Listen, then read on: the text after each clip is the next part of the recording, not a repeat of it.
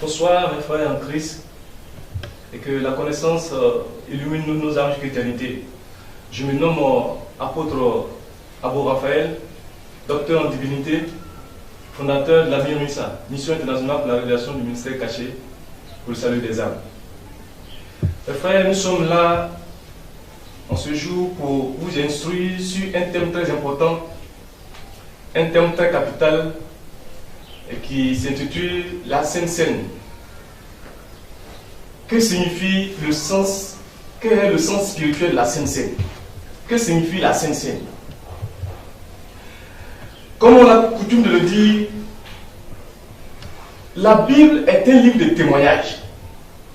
Et donc si la Bible est un livre de témoignage, elle nous relate, c'est qu'elle nous relate un fait spirituel. Et ce fait spirituel parle du salut de l'âme. Et donc, le Père a fait un travail spirituel dans le royaume. Et ce travail, il a envoyé son fils pour venir nous expliquer. Et avant la venue de son fils, il a mandaté les prophètes, les apôtres et autres pour venir nous instruire sur le travail qu'il a fait, qui a sauvé l'âme.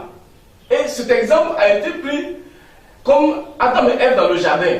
Adam et Ève dans le jardin, ils ont été tombés par le serpent. On a très expliqué comment l'âme a chuté. Comment l'homme a chuté, comment l'homme est devenu esclave, agent du diable, et comment le diable domine l'âme qui est enfant de Dieu.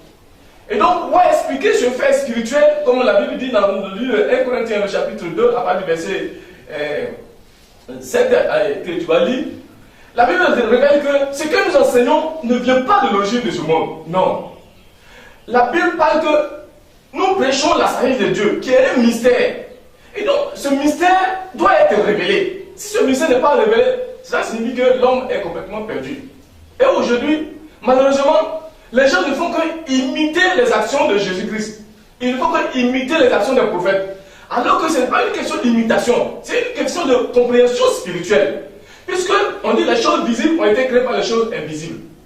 Et donc, Dieu a projeté ce monde dans lequel nous vivons, qui est source de souffrance, pour nous expliquer comment, après la chute, on a précipité l'âme, et l'homme est venu dans le monde en train de gémir. Et comment le Fils a poursuivi les âmes ici pour venir instruire comment on nous a sauvés. Je vous dis qu'on nous a déjà sauvés, mais l'homme ne sait pas qu'on l'a sauvé. C'est pourquoi il juge sur le poids de la souffrance de la malédiction. Le monde entier est sous la domination du diable parce que l'homme ne sait pas qu'on a mené une action, le Père a mené une action pour la libération des âmes. Et donc, aujourd'hui, on ne fait qu'imiter Jésus. On ne fait qu'imiter les actions charnelles. Et c'est dangereux tant qu'on n'a pas la compréhension spirituelle. Donc, tu vas lire 1 Corinthiens chapitre 2, verset 7. Oui. Nous prêchons la sagesse de Dieu, Oui. mystérieuse et cachée, que Dieu, avant les siècles, avait destinée pour notre gloire. Donc, on prêche la sagesse de Dieu, qui est un mystère. Donc, ce mystère n'est pas perceptible. Et donc, c'est par révélation qu'on prêche. Mais si on a pris les Écritures, si on dit Jésus dit l'eau et puis on prend l'eau, Jésus dit pain et puis on prend pain, c'est qu'on n'a rien compris. On ne peut pas percer le mystère. Et donc, les retombées de cette compréhension charnelle ne fait que détruire les âmes. Or, il faut avoir la compréhension spirituelle, la révélation de l'Écriture, afin que l'âme qui est esprit, l'âme qui parle, ce qui me parle, c'est mon âme qui est en train de parler. Si mon âme sort, je suis mort. Donc, c'est l'âme qui est en train de Dieu, c'est l'âme qui est rentrée dans la chair. On est venu pour libérer l'âme. Et donc, ce travail mystérieux que Dieu a fait, c'est ça qu'on est en train de prêcher par révélation. Et donc, pour expliquer là, il a pris les choses charnelles. Il a pris les éléments charnels pour pouvoir expliquer ce fait spirituel. Donc, il dit ce que nous prêchons, c'est un mystère qui n'est pas de ce monde. Hein? Allons-y. Verset 8. Sagesse qu'aucun des chefs de ce siècle n'a connue. Car s'il l'eût connue, il n'aurait pas crucifié le Seigneur de gloire. Oui. Verset 9. Mais, comme il est écrit, ce sont des choses que l'œil n'a point vues. Non. Que l'oreille n'a point entendu, et qui ne sont point montées au cœur de l'homme. Oui. Des choses que Dieu a préparées pour eux, pour ceux qui l'aiment. Dieu nous les a révélées par l'Esprit, Oui. car l'Esprit sonde tout, même les profondeurs de Dieu, lequel des hommes, en effet, connaît les choses de l'homme, si ce n'est l'Esprit de l'homme qui est en lui. De même, personne ne connaît les choses de Dieu si ce n'est l'Esprit de Dieu. Voilà. Or, nous n'avons pas reçu l'Esprit du monde, mais l'Esprit qui vient de Dieu, afin que nous connaissions les choses que Dieu nous a données par sa grâce. Et nous en parlons, non avec des discours qu'enseigne la sagesse humaine, mais avec ce qu'enseigne l'Esprit, employant un langage spirituel pour les choses spirituelles. Voici le problème. Toute la Bible là est résumée à ce niveau. C'est quand on prêche la vie avec le monde, puisqu'on parle de l'âme, le salut de l'âme. Et le salut de l'âme là, c'est quelque chose que Dieu a fait dans le royaume. Et qu'il est venu expliquer. Et pour expliquer, il dit jardin. Jardin, on a mis Adam et Ève, on a mis serpent. Serpent est venu tromper. On a en train de parler de comment la pensée de l'homme a été changée. Et il est devenu enfant du diable. Regardez, par enseignement, on change la vie de l'homme. Ce que tu reçois, quand quelqu'un parle et que tu écoutes, que tu entends, que tu reçois, et que tu cherches à appliquer, alors ta vie commence alors à changer. Si c'est des paroles négatives, si quelqu'un te parle et qu'il t'insulte et que tu acceptes la parole, ça va créer la colère, la haine. Donc c'est la parole avec son esprit là qui a changé l'état de l'âme. Et donc Christ aussi est venu pour pouvoir donner un enseignement pour changer l'état de l'âme. Et donc pour expliquer la chose là, on a envoyé les prophètes, ils ont parlé, les apôtres ont parlé, tout ce qui est le psaume ont parlé, ils ont rendu témoignage de ce fait spirituel. Et c'est ce que Jésus veut faire. Et donc, pour expliquer le salut, la délivrance de l'âme, le combat que Christ a mené pour libérer l'âme, on appelle ça Saint-Saint. Saint-Saint, les gens ont appelé le repas du Seigneur, les gens ont appelé la communion, les gens ont appelé l'Eucharistie. Mais quel est son sens réel? Qu'est-ce que cela signifie? Et on est pour expliquer dans le livre de Lévitique, Dieu a expliqué que Dieu a donné le sang sur l'autel pour faire l'expiation du péché. Dans le livre de Lévitique 17. Et donc, si on a donné le sang sur l'autel pour faire l'expiation du péché, dans l'ancien temps, c'est ce que les gens utilisaient, les animaux.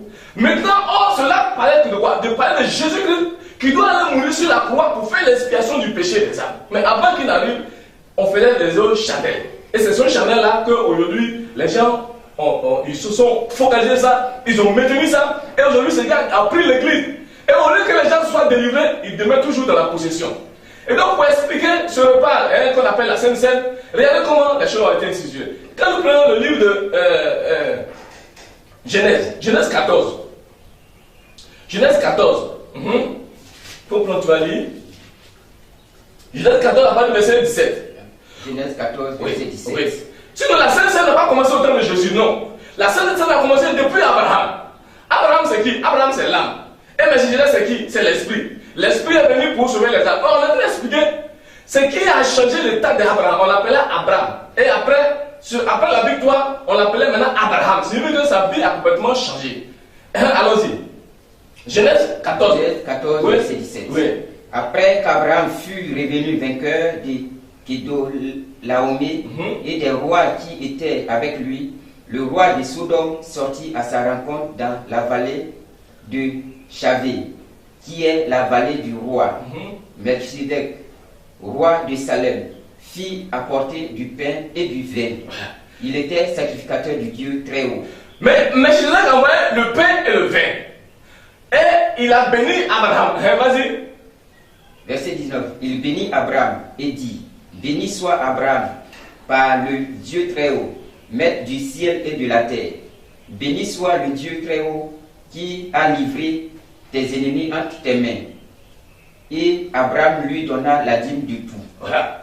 Et voici, au lieu où les gens tirent, on dit Abraham a payé la dîme à Melchizedek. Mais Abraham venait de la défaite d'une guerre. Il vient d'une guerre. Et c'est les objets volés là, il va venir pour donner dîme à Dieu. Mes frères, vous-même analysez. Il venait de la défaite des rois. Il allait pour un combat.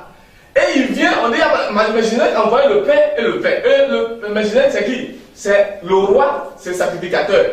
Et quand on parle de lui, les blancs, chez le Melchizedek, il n'a ni père ni mère. Quelqu'un qui n'a pas papa, il n'a pas maman, comment il peut naître? C'est lui, il est esprit.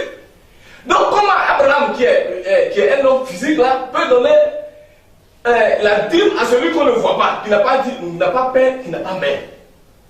On a déjà expliqué le sacrifice de Jésus-Christ avant la fondation du monde. Que Dieu lui-même, Dieu le Père, le Fils et le Saint-Esprit ont fait un travail spirituel. Ce travail spirituel a libéré Abraham. Et on a déjà expliqué d'une manière charnelle comment ce travail a été fait.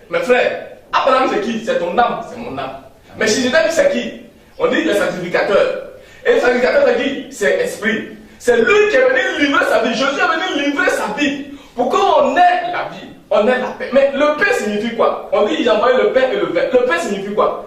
Le pain est en train de symboliser quoi? La chair de Jésus qui doit être détruite. Le vin signifie quoi? Le pain signifie quoi? Le pain signifie le sang. Le sang qui va faire alliance avec le sang. Mes frères, si la Bible dit que la lettre tue, mais c'est la révélation de l'écriture qui donne la vie à l'âme. Sinon, la compréhension charnelle, ça ne fait que détruire l'homme. Regardez, pour expliquer ce fait, on a parlé d'Israël en Égypte. Israël en Égypte signifie quoi? L'âme est rentrée dans la chair. Et on a envoyé Moïse pour libérer Israël. Et alors, Moïse va tuer l'agneau.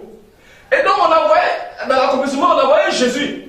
Jésus, l'âme est rentrée dans la chair. On a envoyé Jésus dans le monde pour venir se livrer comme agneau pour libérer les âmes.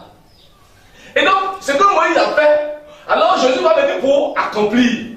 Donc, on a vu Melchisedec. Melchisedec a envoyé le pain et le vin. Ça signifie que ce n'est pas Jésus qui a institué la Sainte Seine. Ça a commencé depuis l'Ancien Testament. Et donc, quand on finit Moïse, on finit Abraham, regardez, on va rentrer maintenant en Égypte. En Égypte où Moïse a fait le travail. Quand tu prends le livre de Exode 12, tu prends Exode chapitre 12, à partir du verset 20 à 24, on va décrire aussi, Moïse aussi envoyait le pain et le vin.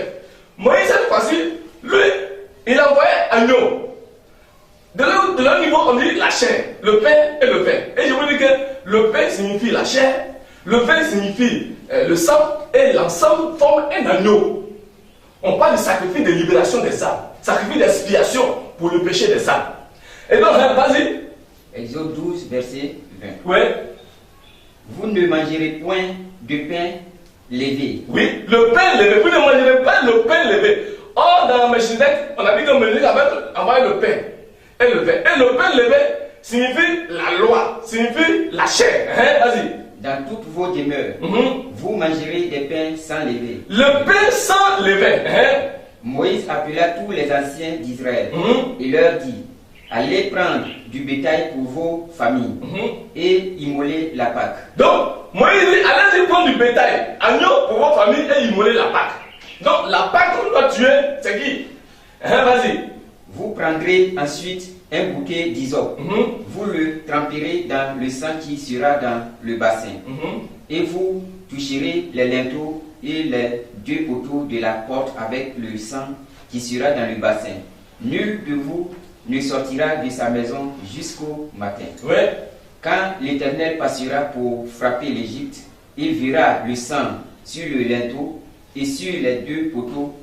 L'Éternel passera par-dessus la porte et il ne permettra pas aux destructeurs d'entrer dans vos maisons pour frapper. Vous observez cela comme une loi pour vous et pour vos enfants à perpétuité. Vous observez comme une loi. Et donc, regardez, aujourd'hui, malheureusement, les gens prennent ça et ils appliquent ça charnellement. On entendait parler de comment toi et moi on nous a délivrés. Amen. Comment toi et moi on nous a sauvés. Comment le Père a livré sa vie. Il a envoyé son Fils venir souffrir pour nous aider. Et c'est ce qu'on est en train d'expliquer, ce fait spirituel-là, en utilisant les choses charnelles pour qu'on puisse comprendre. Mais aujourd'hui, ce sont les choses charnelles-là qu'on a saisi comme c'est ça qui est réel. Et quand tu as une compréhension charnelle comme ça, tu ne fais que détruire. Les chrétiens sont les plus possédés. C'est plus grave. Parce que ce que tu fais, sans comprendre la signification réelle, ça te détruit. Et donc, on dit, Abraham, Moïse a dit au peuple de prendre un agneau. Et donc, agneau qu'ils ont tué, on est en train de parler de qui? Mais de Jésus-Christ. Puisque, regardez, prends 1 Corinthiens, le chapitre 1 Corinthiens 7, 1 Corinthiens 5, verset 7. J'ai dit, la Bible ne fait que Dieu nous a parlé de plusieurs manières à nos pères par le prophète, dans les derniers temps, il nous a parlé par le Fils. Les actions de Jésus Moïse était en train d'imiter. Dieu a dit à Moïse, fais ça. Moïse fait ça. Mais ces choses-là parlent de Jésus-Christ, mais il n'était pas encore Dieu. La parole n'était pas, les écrits n'étaient pas encore accomplis. Aujourd'hui, malheureusement, les gens ne font qu'imiter Moïse. Ils ne font qu'imiter les actions charnelles. Or, on ne peut pas imiter. On n'a pas de sacrifice. Vous commencez, mais vous n'arrivez pas quelque part. Moïse a dit, Dieu a dit à Moïse, il faut prendre le sang dans le bassin, là, le sang, met sur les gens, et vous prenez l'eau, et vous mettez sur les gens. Ça, j'ai déjà compris, qu'est-ce que cela signifie? La révélation des Écritures. Et quand c'est comme ça, ce n'est qu'une malédiction. c'est devenu du fétichisme, ce n'est plus après de puisque ces choses-là ont eu l'accomplissement par Jésus-Christ. Vas-y. 1 Corinthiens 5, verset 7. Oui. Faites disparaître le vieux levain. Donc, on dit, ce pain dit que vous n'allez pas manger le pain levé. Et on dit de faire disparaître. C'est-à-dire que notre ancienne vie là, on doit annuler notre ancienne vie. Oui. Faites disparaître le vieux levain. Afin que vous soyez une Pâque nouvelle. Oui. Puisque vous êtes sans levain. Oui. Car Christ, notre Pâque, a été immolé. Christ, notre Pâque, a été immolé. Donc, l'agneau que Moïse a tué en Égypte et qui a permis la libération d'Israël, on est en train de parler de Jésus-Christ qui est venu, qui va se livrer pour la libération des âmes. C'est pour dire qu'on nous a déjà libérés. On est en train de parler aussi, on a parlé d'Abraham en haut. Abraham qui était Abraham. Et qui allait livrer la bataille pour libérer Abraham. On a changé son nom, il est devenu Abraham. C'est après ça qu'il a eu son fils Isaac.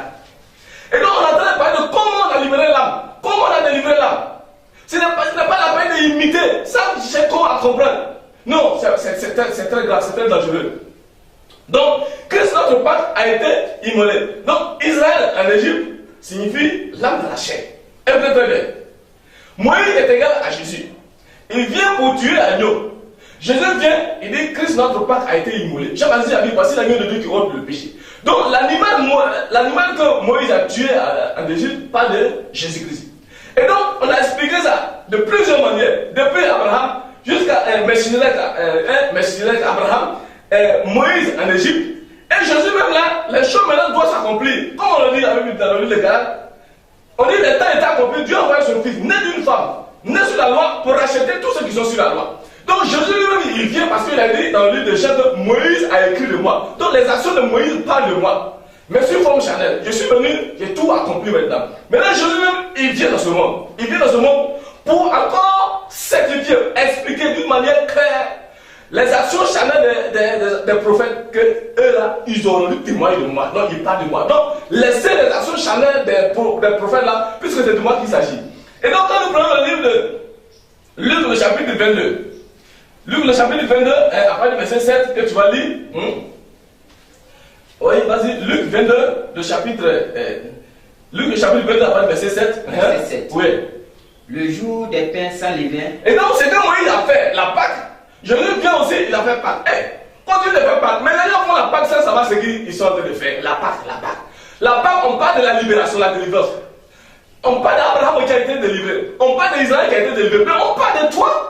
On parle de toi et moi. Comment nos âmes ont été dégagées du pouvoir de la mort. Amen. Comment le Père et le Fils et le Saint-Esprit ont livré leur vie. Comment Dieu est rentré dans la chair, venu souffrir sur la terre, défiguré, maltraité, humilié, immolé, pour que toi et moi, on soit dégagés. Mais aujourd'hui, ça me fait mal qu'aujourd'hui, le chrétien, l'homme vit comme si aucune action n'a été menée par le Père pour libérer les âmes. Le monde entier soit dans l'action du diable, puisque les gens adorent Dieu charnellement. Ils n'adorent pas Dieu en esprit, en vérité, non. Ils n'ont pas la révélation de l'Écriture pour comprendre qu'est-ce que cela signifie, pour qu'on puisse s'approprier ces choses. Regardez, il y a l'Écriture, il y a la révélation de l'Écriture, il y a l'Écriture, la révélation de l'Écriture, et il y a son impact sur l'âme. Mais si tu connais, tu as lu l'Écriture, tu n'as pas la révélation, mais l'Écriture aussi c'est accompli. Si tu ne sais pas que l'Écriture est accomplie, et que tu vas imiter, je vois les prophètes, les apôtres, qui se disent que l'Esprit du Seigneur est sur moi, il m'a envoyé pour lever les captifs. Et ils s'approprient cette identité, que c'est de eux qu'il s'agit. Mais c'est faux. C'était faux. Celui qui dit que c'est lui que Dieu a envoyé pour libérer les captifs, c'est un diable, c'est un sorcier. Parce que non, quand Jésus est arrivé dans le livre d'Ésaïe 65, quand il a dit ça, dans le livre de Luc 4, le Jésus est arrivé, il a pris le livre. Il a déroulé, il est en train de lire, et il dit aujourd'hui, cette parole de l'Écriture est accomplie. Pourquoi? Parce que cela parle de moi. C'est lui, l'Esprit du Seigneur, il est venu pour ouvrir les yeux des captifs. Qui est captif? C'est l'âme qui est dans la chair de lui, qui est en captivité. Qui est aveugle? C'est l'âme qui ne voit pas les yeux de l'Esprit, qui est aveugle. Qui est en prison? C'est l'âme qui est dans la chair, qui est en prison. Qui est paralytique? C'est l'âme qui n'est capable de marcher pour atteindre les yeux de l'Esprit. Donc, il n'y a pas question d'imiter Jésus d'une manière charnelle. Non. Et donc, la Pâque que Moïse a fait, Jésus vient pour confirmer. Vas-y. Luc 22, verset 7. Oui. Le jour des pains sans levain, où l'on devait immoler la Pâque, arriva. Donc la Pâque qui a été immolée en Égypte, on dit le jour où l'on devait immoler la Pâque, alors que déjà, Moïse a tué l'agneau en Égypte.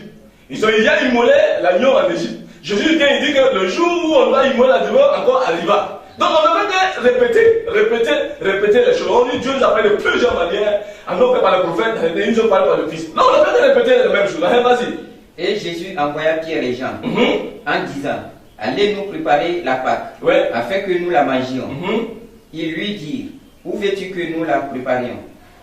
Il leur répondit, voici, quand vous serez entrés dans la ville, vous rencontrerez un homme portant une cruche d'eau. Suivez-le dans la maison où il entrera.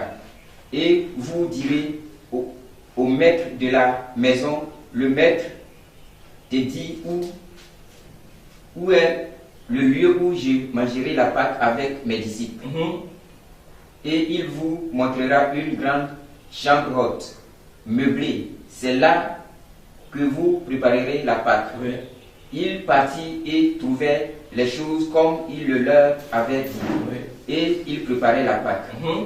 L'heure étant venue, il se mit à table et les apôtres avec lui. C'est ça. Il leur dit, j'ai désiré vivement de manger cette Pâque avec vous avant de souffrir. Avant de souffrir, Car je vous le dis, je ne la mangerai plus jusqu'à ce qu'elle soit accomplie dans le royaume de Dieu. Et ayant pris une coupe et rendu grâce, il dit, prenez cette coupe et distribuez-la entre vous. Car je vous le dis, je ne boirai plus désormais du fruit de la vigne jusqu'à ce que le royaume de Dieu soit venu.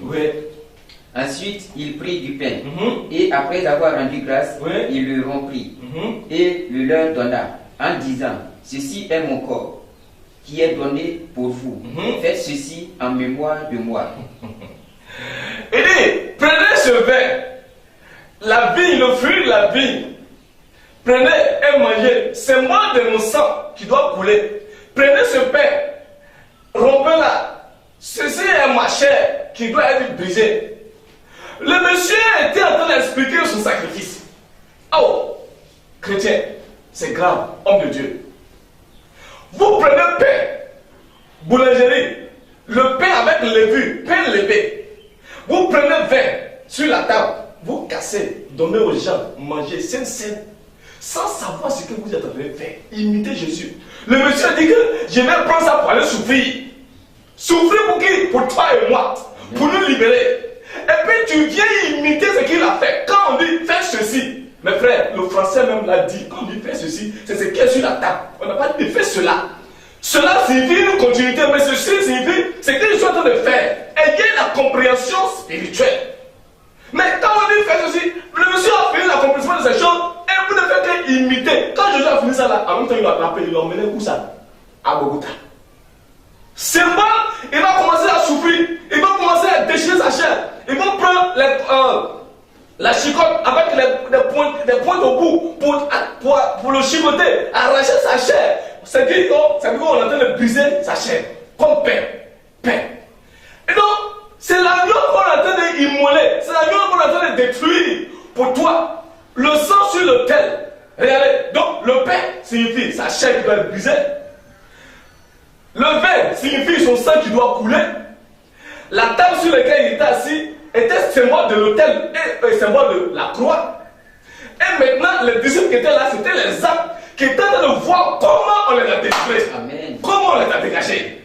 Il n'est pas question d'imiter les choses. Parce que si tu imites, sans chercher à comprendre, tu vas mourir. Tu vas mourir cadeau. Parce que tu n'as pas la révélation. Qu'est-ce que cela signifie? Jésus sur la croix. Oh, le sang sur l'autel. Agneau immolé en Égypte. On est en train d'expliquer comment lui, sa mort t'a dégagé. Comment sa mort a livré bataille à l'origine de la mort. Et comment, en souffrant ici, il est en train de... C'est pourquoi Jésus a pleuré sur Jérusalem. Et de Jérusalem. Regardez, faut que tu pleures sur moi. Regardez les gens, Jésus était agonisé sur la croix. Les gens étaient en train de pleurer. Ils se lamentaient sur lui. Il dit, ne pleurez pas sur moi, pleurez sur vous pour d'abord. Parce que s'ils ont fait ça sur le roi, mais ce n'est pas sur moi. Et ce que j'ai fait pour vous, vous ne savez pas où je suis de moi. Or, c'est pour vous que j'étais en train de me livrer. Comment l'homme peut être ignoré jusqu'à ce niveau. Ça, déjà comprendre qu'est-ce que cela signifie. Regardez, quand tu parles de l'île Hébreu, le chapitre 2, Jésus était en train de livrer bataille. Jésus est en train de livrer sa vie. Encore de toi et moi, nous sommes ses frères. C'est pourquoi il a dit, je n'ai pas honte de les appeler mes frères, ceux que mon Père me les a appelés. Et c'est pour te me libérer, qu'il a fait ça aujourd'hui. Malgré ce sacrifice, les gens ne font qu'imposer la main sur les gens. Les gens sont possédés. Un chrétien qui dit chrétien, il est possédé. Tu n'es pas chrétien. Un pasteur qui va mener la main sur chrétien, qui dit qu'il est chrétien. Si j'ai vu, moi, c'est Christ qui vit en moi. Et puis, on lui, c'est tous les démons qu'on va chasser. C'est grave. C'est grave. Aujourd'hui, ils ont fait que les chrétiens sont déjà possédés. L'usage de une lotion, une huile d'olive, l'usage de l'eau, l'usage d'encens, l'usage des choses chanel qui expriment le sacrifice spirituel, afin que l'église est devenue comme du fétichisme. Et c'est grave, c'est malheureux. Et les chrétiens, l'église ne fait que s'enliser. Et c'est des choses charnelles abominables que nous assistons. Et le chrétien est devenu malheureux et misérable.